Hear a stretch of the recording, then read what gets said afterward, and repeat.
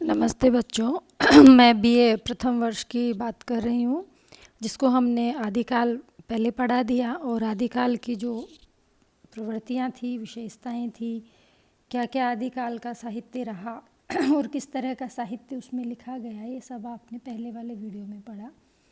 BA प्रथम वर्ष के विद्यार्थियों से मैं बात कर रही हूँ। तो आदिकाल को आज हम समाप्त करने का प्रयास करेंगे कि आदिकाल का निष्कर्ष और उपलब्धियां विशेष रूप से हमारे हिंदी साहित्य के लिए क्या रही। आदिकाल को दूसरा नाम वीरगाथा काल भी दिया गया, जो आचार्य रामचंद्र शुक्ल ने दिया। वीरगाथात्मक साहित्य में वीर रस के रोमांचकारी दृश्य आपको आदिकाल में दिखाई देते हैं और आश्रयदाताओं का उद्दाम प्रशस्ति गान भी हमें आदिकाल में दिखाई देता है। इसमें वीर रस की सशक्त कलात्मक अभिव्यंजना हुई है। वीर रस के कवि ने जिस हिस्से को लिया वो हिस्सा सजीव हो उठा। उसकी प्रतिभा प्राकृतिक सौंदर्य के ग्रहण और उसके प्रतिफलन में, यानी उसको दिखाने में जितनी सक्षम रही है, उतनी ही श्रृंगारी वर्णनों में भी रमणी के सौंदर्य से लेकर वीरांगना के पति की वीरगति की कामना भी एक विचित्र संयोग इसमें रहा है। जो श्रृंगारिक जो वीरगाथा काल के कवि है, इन्होंने श्रृंगार और वीर रस दोनों को छुआ है। अब इस पे हम ये स्पष्ट कह सकते हैं कि एक उस कवि के प्रतिभा का विस्तार था जिसने वीर रस और श्रृंगार रस दोनों का सामंजस्य इसमें किया। डिंगल और पिंगल दोनों शैलियों का इसमें प्रयोग हुआ, कलात्मक प्रयोग हुआ। और उस समय दृश्य काव्य का अभाव था, तो कवि जो था वो काव्य की गद्य विधा का यथेष्ट विकास नहीं हुआ था। दृश्य काव्य मतलब नाटक, रंगमंच की अभिव्यक्तियाँ उस समय नहीं थी, तो जो काव्य हमें दिखाई दे ऐसा काव्य उस समय नहीं लिखा गया था, बल्कि गद्य विधा जो थी वो उस समय अस्तित्व में नहीं आई थी, और आई थी तो बहुत कम। वीरगाथा काल के कवि का जो कथानक है वो कला पक्ष और भाव पक्ष दोनों ही दृष्टियों से महत्वपूर्ण है। कला पक्ष मतलब जहाँ पर भाषा का प्रयोग हुआ है कि कौन सी भाषा, कौन सी शैली का प्रयोग हुआ है, और भाव पक्ष की कौन से भावों को उसमें दिखाया गया है। छंदों का प्रयोग भी उस समय होने लगा था। काव्य की रूढ़ियाँ भी शिल्प विधान का एक महत्वपूर्ण अंग थी। उस समय के रासों तथा अन्य श्रृंगारी काव्यों में देवी शक्ति, संवाद शैली और काव्य रूढ़ियाँ प्रचुर मात्रा में प्रयुक्त हुई, जो कि एक संस्कृति की सूचक है, विशिष्ट काव्य संस्कृति की सूचक है। संस्कृत साहित्य का प्रभाव भी आदिकाल साहित्य पर पड़ा। हमें कह सकते हैं कि हिंदी के प्रारंभिक काल की वीर गाथाओं का जो साहित्य है वो कथ्य और शिल्प दोनों ही दृष्टियों से पर्याप्त संपन्न रहा है, और इस साहित्य की अनेक परंपराएं, विशेषताएं आगे जाकर हिंदी काव्य में पल्लवित और पुष्पित हुई है। दूसरी बात, इस वीरगाथा काल में प्राकृत साहित्य के समान अपभ्रंश साहित्य भी काफ़ी समृद्ध रहा। इसमें महाकाव्यों, खंड काव्यों, गीति काव्यों, लौकिक प्रेम काव्यों, धार्मिक रचनाओं, रूपक साहित्य आदि साहित्य की नाना विधाओं की भी सृष्टि हुई है, जिसमें जैन धर्म के सिद्धांत और साहित्य, बौद्ध सिद्धों और नाथों का साहित्य, शौर्य, श्रृंगार, लौकिक काव्यों का प्रणयन इस काल में हुआ है। जैनों के धर्म पर्क जो काव्य थे उसमें 11वीं शती के परमात्म प्रकाश, योग सागर, देवसेन का समय सार, जैन मुनि राम सिंह जो 11वीं शती के माने जाते हैं, उनका पाहुड़ दोहा प्रमुख रचनाएं इस काल में हुई। जैनों के साथ साथ बौद्धों का भी इसमें भाग रहा। जैन के साहित्य के अंतर्गत स्वयंभू जो आते हैं, पद्मचर्यु और हरिवंश पुराण तथा पुष्पदंत ईसा की 10वीं शती का उत्तरार्ध, महापुराण आदि प्रबंध काव्यों की चर्चा आदिकाल में स्पष्ट रूप से हमें दिखाई देती है। बौद्ध और सिद्धों ने अपने चर्यापदों और दोहों तथा नाथपंथियों ने अपनी वाणियों से अपभ्रंश साहित्य की अभिवृत्ति में मूल्यवान योग दिया।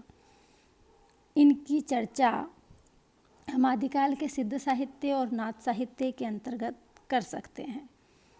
अपभ्रंश जो भाषा थी वो इस काल में काफ़ी समृद्ध भाषा थी। ये क्या हुआ कि जो व्याकरणों में मुख्यतः 3 अपभ्रंश का नाम हमें गिनाते हैं, नागर अपभ्रंश, ब्राचड़ अपभ्रंश और उपनागर अपभ्रंश की चर्चा की है। ये काफ़ी व्याकरणिक विभेद इसमें हैं, तो वो अभी आपके सिलेबस में नहीं है कि उतना मूल आप इसको पढ़ें।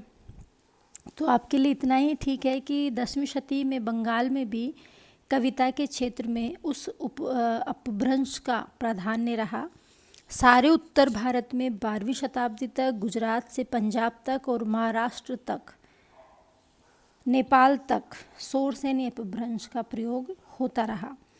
इसमें एक कोटेशन है डॉक्टर सुनीत कुमार चटर्जी के शब्दों में कि वस्तुतः 12वीं शती तक साहित्य में केवल एक ही भाषा शैली चुनी जाती रही और वो थी शोरसेनी नागर अपभ्रंश।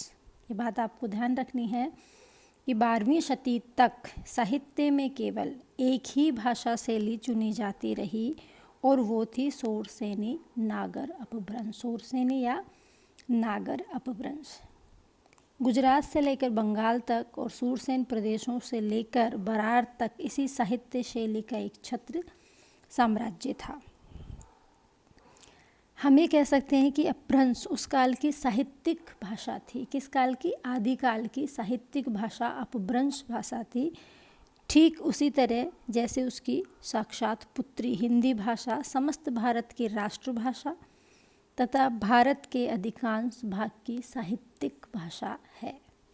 इसी तरह से तो जो आदिकाल है वो आदिकाल में इस तरह का साहित्य लिखा गया, अपभ्रंश भाषा का प्रयोग हुआ।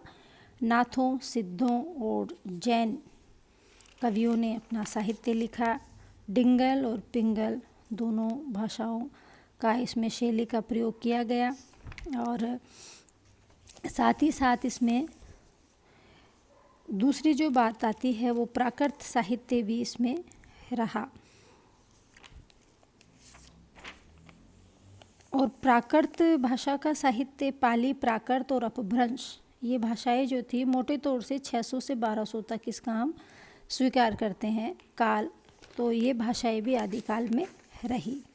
इस तरह से आदिकाल प्राकृत, पाली, अपभ्रंश आदि भाषाओं के वर्चस्व को लेकर साहित्य लिखा गया और संस्कृत साहित्य का प्रभाव भी आदिकाल में पूरी तरह था। उसकी शैलियों का प्रभाव, उसमें किस तरह से कौन सी वो आई शैली, उन सब का प्रभाव भी आदिकाल में हम देखते हैं। तो इस तरह आदिकाल जो रहा वो आपके साहित्य में प्रारंभिक काल था और उसमें बहुत ज़्यादा वर्णनात्मकता मिलती है। वस्तु वर्णन के रासों, जैसे रासों में वस्तु वर्णन है, नगर का है, सरोवर का है, दुर्ग का है, सेना का है, युद्धों का वर्णन है।